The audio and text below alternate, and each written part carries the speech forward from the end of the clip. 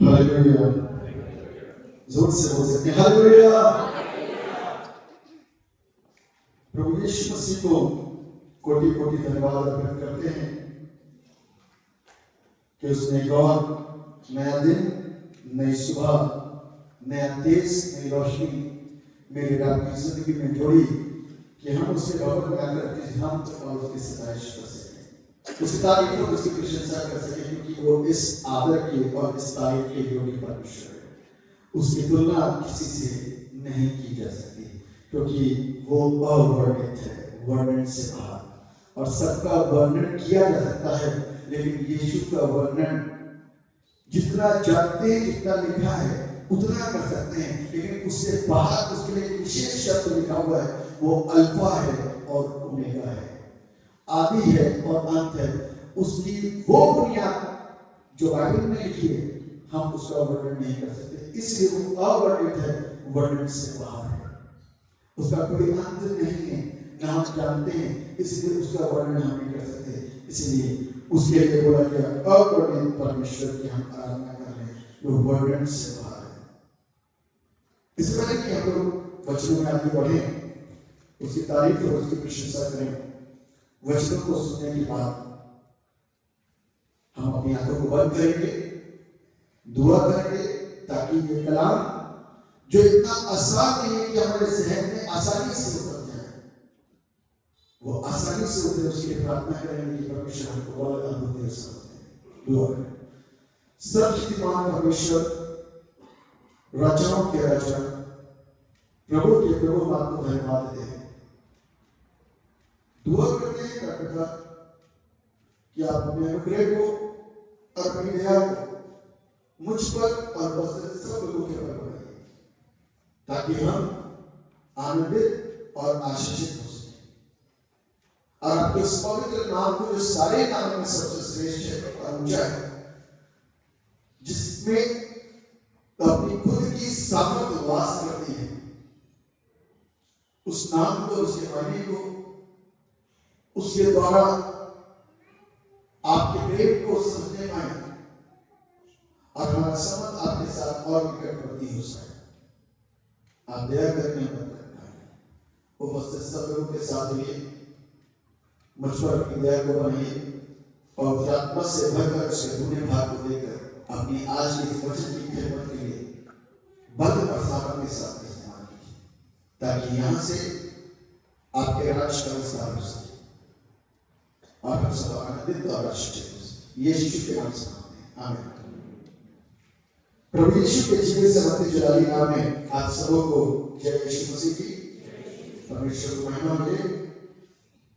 आज इतना सुंदर गीत गाए गए, गीतकार बड़े सुंदर ढंग से लिखता है। आज भी उसको इस बात के ऊपर शक है, हम अच्छे हैं, परमेश्वर की रचना है, फिर भी इस बात को कहता है, अपने हाथों में, अपने साये में मुझे रख, फिर से बना।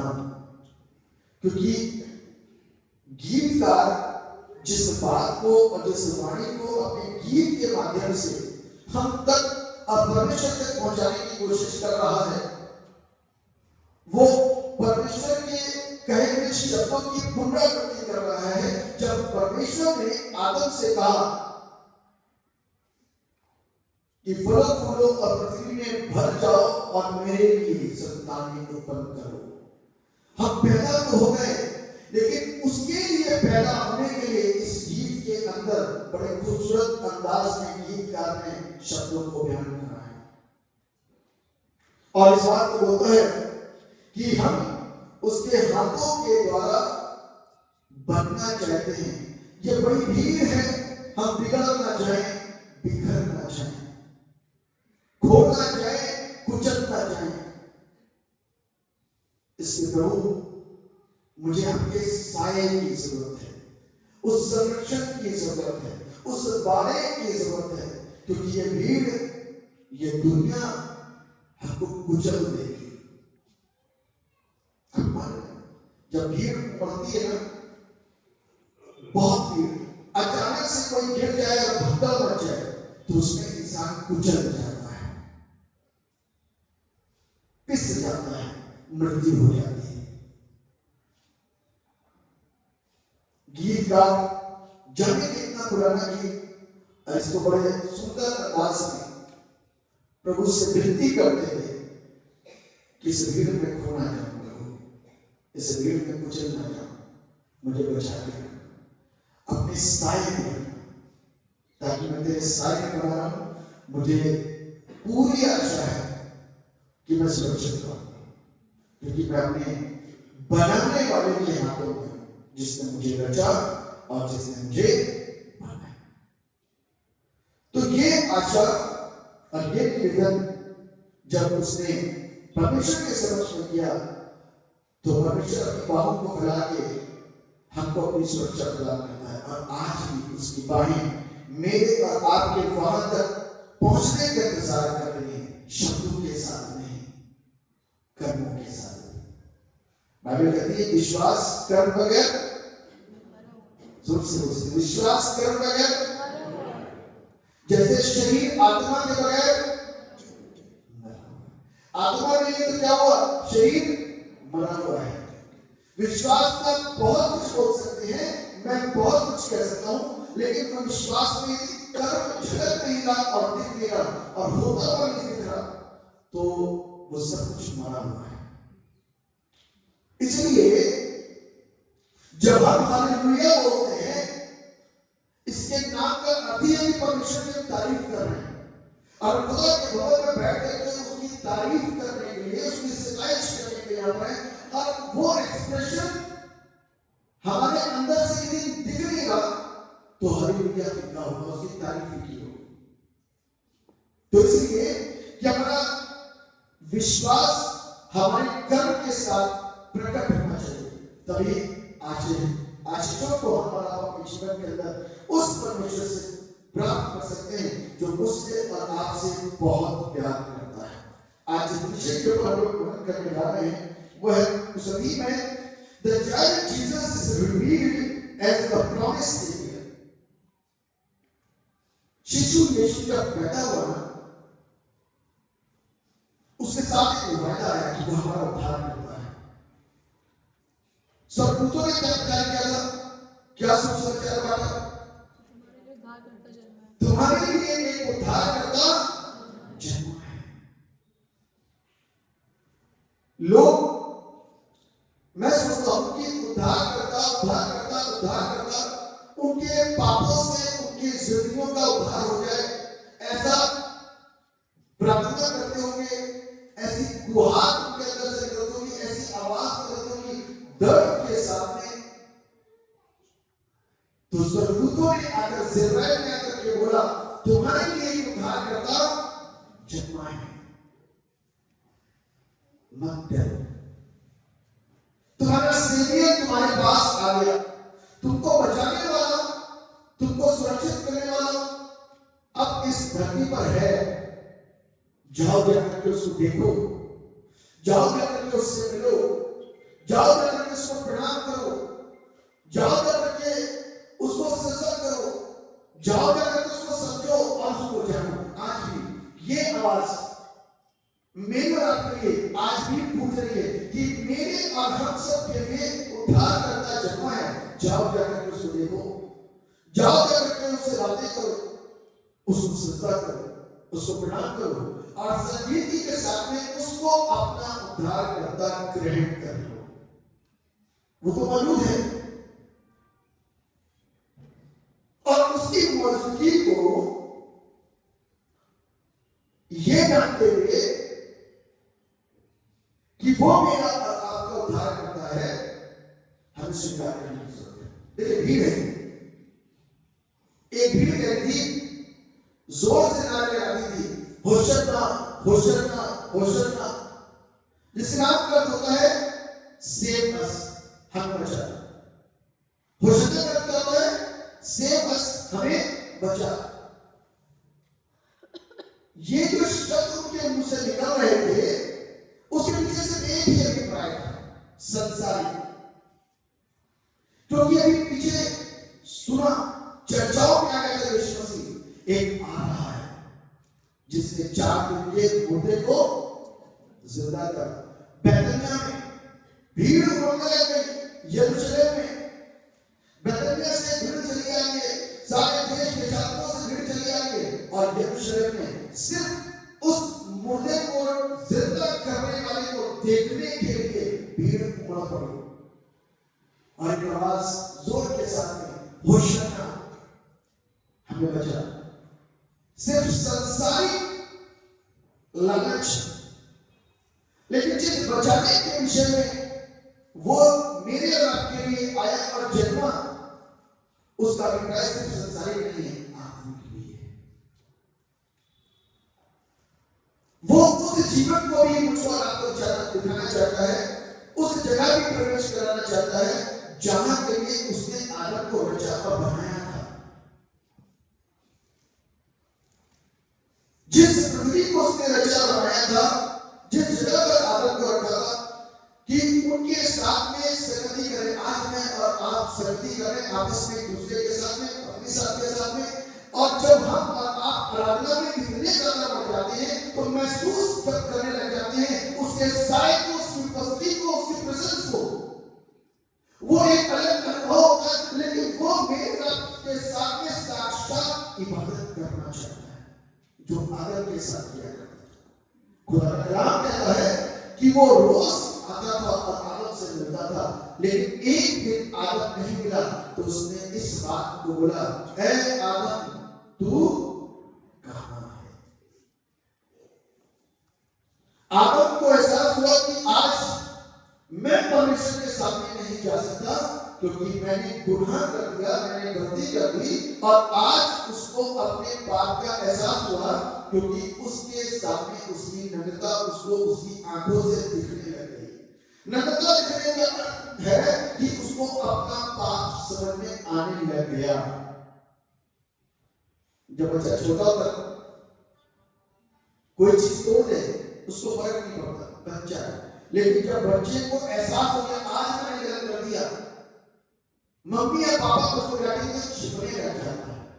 ठीक उसी प्रकार से आदम को उस पाप का जब बोध हो गया, उसकी नग्नता उसकी आंखों से उसको दिखने लग गई, तो उससे पहले उसने पाप कर दिया। अब उस पाप से बचने के लिए वो चल गया कि वो परमेश्वर का सामना नहीं कर सकता था। तभी प्रभु ने कहा, ऐ आदम तू कहां है? तो सकता है मैं छिपा हुआ। प्रभु की उपस्थिति से सिर्फ वो छिपता है जो पाप करके रहता है। प्रभु की उपस्थिति से वो कभी नहीं छिप सकता जिसने पाप नहीं किया। पापी सब है, लेकिन परमेश्वर की दया हो जाने के बाद मेरे और आपके अंदर वो हिलाव आ गया कि हम अपने परमेश्वर से हे अब्बा और हे पिता करके बात कर सकते हैं। यानी कि वो अपने मन के साथ में उसके साथ हम बात कर सकते हैं।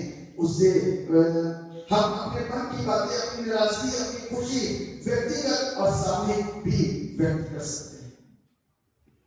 लिखा हुआ है मलाकी की पुस्तक में साथ में, मलाकी उसका 3 अध्याय और उसके पहले 4 पद, मलाकी उसका 3 अध्याय के पहले 4 पद लिखा हुआ है, देखो मैं अपने दूत को भेजता हूं और वो मार्ग को मेरे आगे सुधारेगा, और प्रभु जिसे तुम ढूंढते हो वो अचानक अपने मंदिर में आ जाएगा। वाचा का वो दूत जिसे तुम चाहते हो सुनो, वो आता है। सेनाओं के यहोवा का यही वचन है, परंतु उसके आने के दिन को कौन सह सकेगा, और जब वो दिखाई दे तब कौन खड़ा रह सकेगा। ये इंपॉर्टेंट आयत है कि उसके आने के दिन को कौन सह सकेगा। ऐसी कौन सी बात है कि जब प्रभु आएगा तो हम सह नहीं पाएंगे? ऐसी कौन सी बात है कि जब वो दिखाई दे तो हम खड़े नहीं रह पाएंगे? सिर्फ एक चीज खड़ी नहीं रह सकती, वो है पाप। एक चीज जो सह नहीं सकती वो है पाप। शैतान परमेश्वर के सामने खड़ा नहीं रह सकता, क्योंकि शैतान परमेश्वर को, उसकी सामर्थ को और उसको भली प्रकार से जानता है। इसीलिए यहां पर जो पद 2 के अंदर वर्णन किया गया है कि उसके आने के दिन को कौन सह सकेगा, वही जो प्रभु के लहू के द्वारा शुद्ध और पवित्र किया गया है, वही जिसने अपनी जिंदगी को पवित्र और भागता हुआ बलिदान करके परमेश्वर के सामने अर्पित किया, वही जिसने भलाई के कामों को किया है, वही उसको सह सकता है और वही उसके सामने खड़ा हो सकता है, और कोई नहीं। ये जजमेंट है। अभी तक तो वो एक एडवोकेट है, जब तक हम जीवित हैं, जब तक न्याय नहीं हुआ, वो एडवोकेट है। और एडवोकेट का काम है, आप अच्छे तरीके से जानते हैं, वकील अपने पक्ष के लिए लड़ता है जज के सामने, ए बाप इन्हें माफ कर, क्योंकि ये नहीं जानते क्या करते हैं। वो वकील है, लड़ता है, कहता अब की फलक तो भला, वरना अगले साल इसको उठा करके फेंक देना। प्रभु ये भी हमारे जैसे हैं, लोग इनसे नफरत करते हैं। ये वकालत है उसकी, अपने बाप के पास जाकर के खड़ा होता है, क्योंकि बाप के पास कोई और नहीं जा सकता, क्योंकि बाप इतना पवित्र और इतना शुद्ध है, और उसकी चमक, कई जो कपड़े हम लोग के साफ सफेद होते, उसके उजाले से कहीं ज्यादा उजला हुआ है, उसके तेज को हम देख नहीं सकते। इसीलिए मीडिएटर बीच में रखा गया, जो उधर की बात इधर और उधर की बात उधर पहुंचाता है, वो है यीशु मसीह। वो मीडिएटर है, और बाप के साथ खड़े होकर के मेरे लिए कहता है, इन्होंने स्वीकार कर लिया, वकालत कर रहा है। लेकिन देर से भी एक दिन आने वाला है, The day is coming soon, वो दिन बहुत जल्द आने वाला है, जिसमें वो वकील नहीं होगा, जिसमें वो न्यायी होगा। आमीन। जिसमें वो कौन होगा? न्यायी होगा, और अपनी जजमेंट सीट पर बैठा हुआ होगा, और वहां से वो न्याय करेगा। बाइबल इस बात को कहती है कि वो जगत का न्याय करता है, वो न्याय करेगा। और तब वो मेरे पक्ष में नहीं होगा, वो सत्य के पक्ष में होगा, सच्चाई के पक्ष में होगा, पवित्रता के पक्ष में होगा, भलाई के पक्ष में होगा। वो झुर्रियों को देख नहीं सकेगा, वो दाग को देख नहीं सकेगा, क्योंकि अब वो जज है। इसीलिए कहता है, परंतु उसके आने के दिन को कौन सह सकेगा, और जब वो दिखाई दे तब कौन खड़ा रह सकेगा? वही जिसने परमेश्वर की इच्छा को, उसकी मर्जी को, उसके वचन के अनुसार सुनना सीखा। मेरे साथ मिला जी, भजन संहिता उसका 15 अध्याय, भजन संहिता उसका 15 अध्याय, जिस किसी को मिले उसके पहले पद से पढ़ने में मेरी सहायता होगी। हाँ हाँ, पवित्र पर्वत पर हाँ, जो खराई से चलता और धर्म के काम करता है, वही खड़ा रहेगा। तो आगे,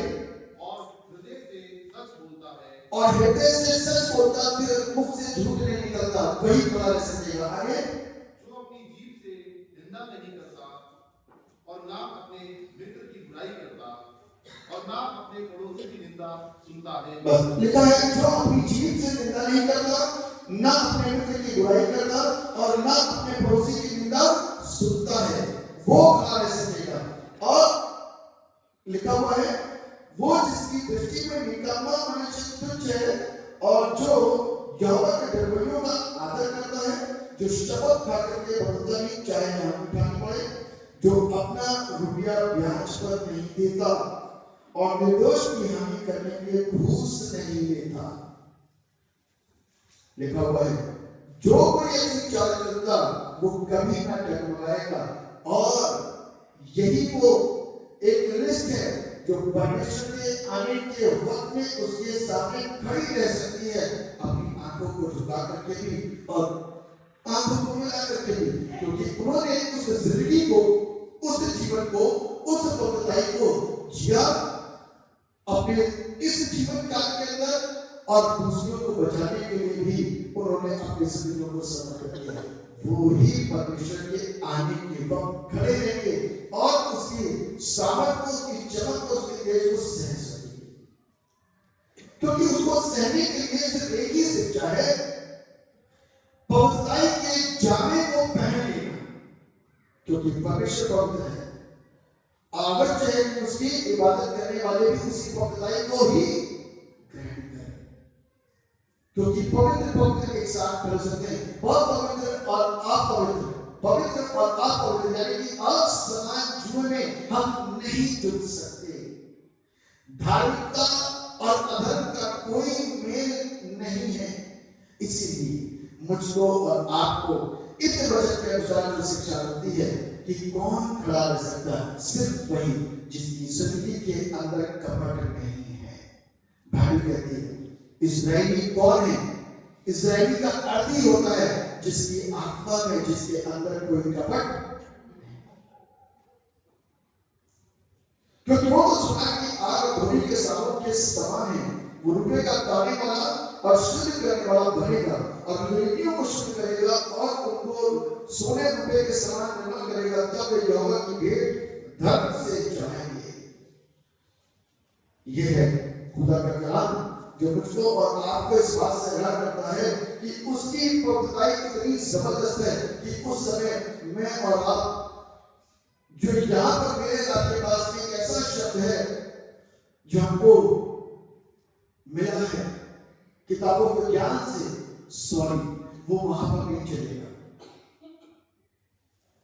वो वहां पर नहीं चलेगा, क्योंकि यहाँ पर बहुत मौका है, इतना मौका, इतना मौका, इतना मौका संभलने का, अपने आप को बचाने का, अपने आप को सुरक्षित करने का, अपने विश्वास को सुरक्षित करने का, अपनी आत्मिकता को फूंक फूंक करके चलाने का बहुत मौका है। इसीलिए सॉरी शब्द वहां पर नहीं चलेगा। वहां पर अपने धर्म के काम हम गिना नहीं सकते, वहां पर वो सिर्फ परमेश्वर न्याय करेगा और हम और आप उसको किसी भी रीति से ये नहीं कह सकते कि प्रभु ये गलत है, क्योंकि वो उसका न्याय है और उसका न्याय कभी गलत नहीं है। इसलिए बाइबल कहती है विवाह में सभी लोग पहुंचे थे विवाह के वस्त्र को धारण किए हुए, लेकिन सिर्फ एक था जो विवाह के वस्त्र को पहने हुए नहीं था। तो जो पहले में नहीं था ना, उसकी पहचान हो गई, क्योंकि विवाह में पहुंचने के लिए जब एक ड्रेस कोड है तो उस ड्रेस कोड के साथ जाना है। यदि ड्रेस कोड हमने नहीं पहना, इसका मतलब कि विवाह के नियमों को हमने ध्यान से नहीं सुनाना पड़ा। इसलिए विवाह में जाना तो सब में आ रहा है, लेकिन विवाह के नियमों का पालन करना हमारे संज्ञान में नहीं। हमने कोशिश की कि उसे जानने के लिए, इसलिए हम विफल हैं। ठीक उसी प्रकार से उस राज्य में, परमेश्वर के राज्य में, स्वर्ग में प्रवेश करना तो चाहते हैं, लेकिन जो उसके राज्य में पहुंचने के लिए लिस्ट है उसको जानना भी मेरे और आपके बहुत जरूरी है। उस लिस्ट को ही बोलते हैं मार्ग। और वो कौन है? यीशु। वो कौन है? यीशु। क्योंकि यीशु मसीह ने जब आकर के उस लिस्ट को दिखाया ना, वो मार्ग में चल करके उसको जी करके दिखाया, तब मुझको और आपको समझ में आया कि वो है क्या। तो लोगों ने तौबा करते हुए अपनी जिंदगी को परमेश्वर की हुजूरी में रख दिया, सर झुका करके परमेश्वर के नियमों का पालन कर लिया, इसको सहजता के साथ में स्वीकार करते कि यही सत्य है, मानते हुए इसको स्वीकार कर लिया। अपनी जिंदगी को पूर्णतया जो पाप के थे, पापों को मान करके पूर्णतया के सामने दंडवत कर दिया। मालिक अपने कौल पर जिस शमौन के विषय में बातचीत हो गया, शमौन कह रहा था कि प्रभु अब रुक सकते हैं, मैंने तेरे पुत्र को, तेरे जलाल को दे दिया है,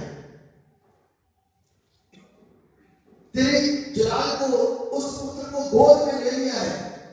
अब मेरी आंखें बंद हो जाए तो मुझे कोई प्रॉब्लम, क्योंकि मैं उस जलाल को देखना चाहता था और मैंने देख लिया, अपनी गोद में ले लिया।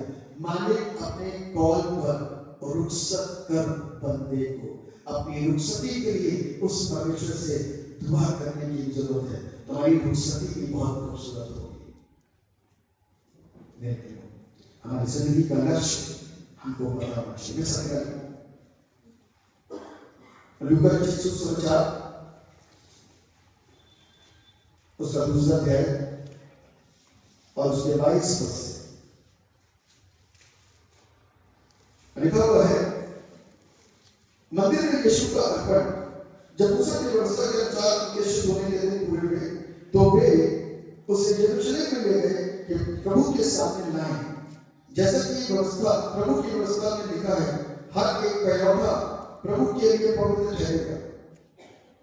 और प्रभु की व्यवस्था के वचन के अनुसार बटुकों का एक जोड़ा या कबूतर के 2 बच्चे लाकर बलिदान करें। यहां पर जो बाइबल में लिखा हुआ है, जब मूसा की व्यवस्था के अनुसार उनके शुद्ध होने के दिन पूरे हुए, उनके शुद्ध होने के दिन पूरे हुए तो वे उसे यरूशलेम में ले गए कि प्रभु के सामने लाएं। शुद्ध होने के दिन तब प्रभु के सामने लेकर के आया गया। जैसा कि प्रभु की व्यवस्था में लिखा है, हर एक पहिलौठा प्रभु के लिए पवित्र ठहरेगा। प्रभु के सामने लेकर के आया गया। जब लेकर के आया गया तो शमौन ने अपनी आंखों से उसके तेज को और उसको देखा और खुश हुआ। लिखा हुआ है, शमौन का भी यरूशलेम में शमौन नामक एक मनुष्य था और वो मनुष्य धर्मी और भक्त था और इस्राएल की शांति की बात कर रहा था और बहुत आत्मा उस पर था और बहुत आत्मा द्वारा उस पर प्रकट हुआ कि जब तक वो प्रभु के मसीह को देख न लेगा तब तक मृत्यु को ना प्रभु के मसीह को देखना लेगा। ये शब्द के ऊपर हमेशा गौर करा करिए। जब यीशु ने पतरस से पूछा, तू मुझे क्या कहता है? तू परमेश्वर का मसीह है। ये शब्द बड़ा इंपॉर्टेंट है क्योंकि तू परमेश्वर के मसीह को जॉन द बैप्टिस्ट कहता है, परमेश्वर का मेमना जो मेरे सामने से चला आता है। ये मसीह वही मसा शब्द से निकला है जो मेरे और आपके लिए मसा हुआ। ये मेमना बनकर के आया ताकि वो मेरे और आपके लिए कलवरी क्रूस के ऊपर अपनी कुर्बानी को लेकर के मुझको और आपको मेरे गुनाहों से आजाद करा दे। क्योंकि पवित्र खून की धार कलवरी क्रूस से वही मेमने के द्वारा जो निर्दोष बेऐब बगैर झुर्री का और साफ सुथरा मेमना था, पवित्र था, जो स्त्री और पुरुष के नहीं जन्मा था, पवित्र आत्मा के द्वारा जन्मा, वो आया जिसे जॉन द बैप्टिस्ट ने पहचाना। See the lamb of God, परमेश्वर का मेमना चला आता है। कहता है मेरे जूते के बल खोलने के योग्य नहीं हूं, कहता है व्यवस्था को पूरा होने दे। और वो मेरे और आपके लिए पूरी तैयारी के साथ कलवरी क्रूस के ऊपर गया और अपने पवित्र लहू को बहा करके मुझको और आपको आजाद कर दिया ताकि मैं और आप आजाद किए जाएं। यही है आज का जो थीम है जिसके ऊपर मैं और आप मनन कर रहे हैं, वो यही है, The child Jesus is revealed as the promised Savior। वो मेरे और आपके लिए एक वायदे का उद्धारकर्ता साबित हुआ। इस रूप में वो पहचाना गया कि यही उद्धार करता है। बेशक उन आंखों ने ऐसे नहीं पहचाना, होशन्ना के नारे लगाए सिर्फ बस बोलने के लिए कि हमें बचा, लेकिन एक्चुअल में जाने और न जाने में उद्धार करता तो उन्होंने देख लिया जो मुर्दे को जिंदा कर सकता है, वो हर एक जीवन को जिंदा कर सकता है। और बहुत सारे लोग आज जब इस प्रकार की आवाज लगाते हैं, यीशु के नाम को लेकर के पिता के साथ में बातचीत करते हैं, गुहार करते हैं कि प्रभु हमें बचा, हम सदा काल की मृत्यु में नहीं जाना चाहते। ये तो मृत्यु हमारे पर आनी है, लेकिन जो सदा काल की मृत्यु है वो बहुत दर्दनाक, वो बहुत पीड़ादायक, वो बहुत कष्टकारी, वो मेरी आत्मा को चिन्हित करती है और मैं तड़प करके तड़पता रहूंगा मरूंगा नहीं। कुछ लोग जब इस धरती पर इतनी पीड़ाओं में जाते हैं, इतने कष्टों में आते हैं, तो मालूम क्या करते हैं? उठा। जवानी में कभी कोई नहीं बोलता उठा। बुढ़ापे के हर उस लम्हे में क्या करते बोलता है, जब कष्ट सहा नहीं जाता तब बोलता उठाने का सहन नहीं होता। जवानी में हर एक को पाप हर एक कर्म करके बैठते हैं, तब कभी नहीं बोलते कि बहुत गलत हुआ उठा। लेकिन बुढ़ापे में अब शरीर काम नहीं करा, तब इस शब्द का ऐलान करते हैं उठा। उठ जाएंगे, 1 दिन 2 दिन 4 दिन महीने बाद 2 महीने 3 साल 2 साल के बाद उठ ही जाएंगे, कोई दिक्कत नहीं, उठना ही नहीं। लेकिन वहां पर हम यदि चिल्लाते भी रहेंगे कि मुझे मृत्यु आ जाए, तो आएगी नहीं, क्योंकि आत्मा कभी नहीं मरती। ध्यान रखिएगा, इस आत्मा को क्या बीज डाल करके हम इसको सींच रहे हैं, गंदा या अच्छा। अच्छे बीज का मार्ग मुझको आपको पता चल चुका है बाइबल के अनुसार, यीशु की शिक्षा के अनुसार। और गंदा बीज तो हम लेकर के ही बन गए, और हवाओं में एक ऐसा वायरस है गंदे बीज का, जो ना चाहते हुए हमको मिल जाएगा, अपने आप चिपक जाएगा हमारे शरीर में, हमारी आंखों में, हमारे दिमाग के अंदर अपने आप ये इंसर्ट हो जाता है। और हर प्रकार का पाप जिससे परमेश्वर नफरत करता है, वो मेरे जीवन से हो जाता है। मेरे प्रिय, उससे सुरक्षित होने के लिए बाइबल कहती है सेवियर तो आ गया। उस सेवियर को जो मेरे और आपके पेनल्टी पे करेगा, उस सेवियर को जो मुझको और आपको उस पेनल्टी पे करने के बाद में एक ऑफर करता है। पवित्र करना चाहते हो क्या? जिस आह्वान को करता है, पवित्र होना चाहते हो क्या, शुद्ध होना चाहते हो क्या, तुम्हारे सामने है, अपना लो, ग्रहण कर लो, स्वीकार कर लो। उस पवित्र जीवन को जो वो मेरे और आपने लेकर के आया है, इस बात को जब लेता है तो बहुत सारे लोग इस बात को स्वीकार कर लेते हैं और उस पवित्रता को ग्रहण करके उसकी मर्जी को अपने जीवन के अंदर पूरा करते हैं। जब पवित्रता को मैं आप ग्रहण करते हैं, तो वो बड़ी महिमा मेरे और आपके लिए रखी हुई है। उस महिमा को मुझसे आपसे कोई छीन नहीं सकता।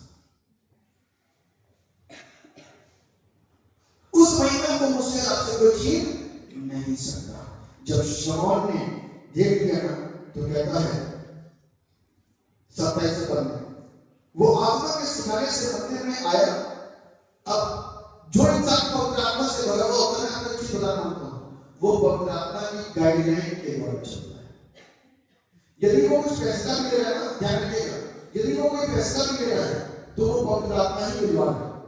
उसके पगों को जाते जाते नहीं मोड़ सकता है, वो पवित्र आत्मा करता है। इसी में आप लोगों को समझते हैं, वो आत्मा के सिखाने से मंदिर में आया, और जब माता पिता उस बालक यीशु को भीतर लाए कि उसके लिए व्यवस्था की रीति के अनुसार करे, तो उसने उसे अपनी गोद में लिया और परमेश्वर का धन्यवाद करके कहा, हे स्वामी, अब तू अपने दास को अपने वचन के अनुसार शांति से विदा करता है, क्योंकि मेरी आंखों ने तेरे उद्धार को देख लिया है, जिसे तूने सब देशों के लोगों के सामने तैयार किया। सब देशों के सामने तूने तैयार किया कि वो अन्य जातियों को प्रकाश देने के लिए ज्योति और तेरे निज लोग इस्राएल की महिमा हो।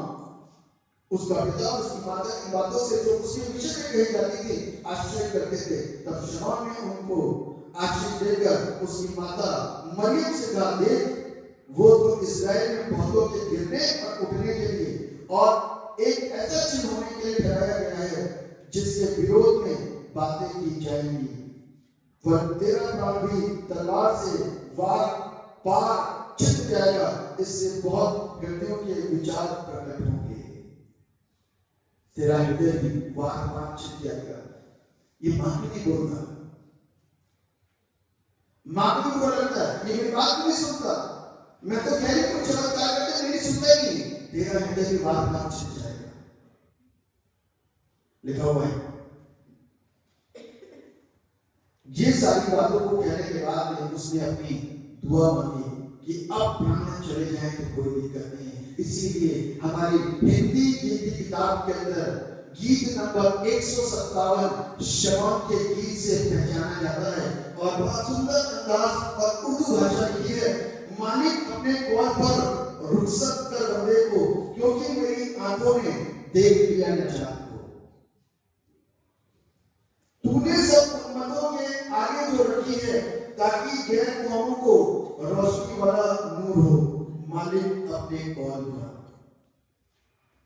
मेरे प्रियो, आज हमें और आपने भी अपनी आंखों से सत्य को देखा, सुना, समझा, जाना, मार्ग में ज्ञान किया।